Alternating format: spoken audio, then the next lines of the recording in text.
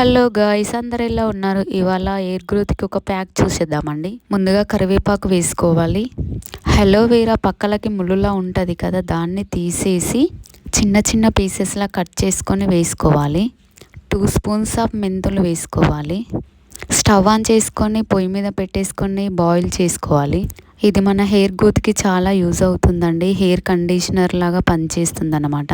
20 నిమిషాల పాటుగా అలాగే మరగనిస్తూ ఉండాలి. అలోవెరా, కరివేపాకు, మెంతులు బాగా మరగాలండి. దాని జ్యూస్ అంతా వాటర్లోకి వచ్చేయాలన్నమాట. మెంతులు మొత్తం ఇట్లా కచ్చపచ్చగా అయ్యేంత వరకు మరగనిచ్చుకోవాలి. చూసారు కదా, వాటర్ కలర్ అంతా చేంజ్ అయిపోయింది. స్టవ్ ఆఫ్ చేసుకొని చల్లబడేంత వరకు పక్కన పెట్టుకోవాలి. అలోవెరాలోని జ్యూస్ అంతా వాటర్లోకి వచ్చేలాగా ఇలా మెదుపుకోవాలి. ఇప్పుడు ఈ జ్యూస్ని మొత్తం సపరేట్ చేసుకోవాలి. ఇది హెయిర్ గ్రోత్కి చాలా యూజ్ అవుతుందండి. హెయిర్ కండిషనర్ చేస్తుంది.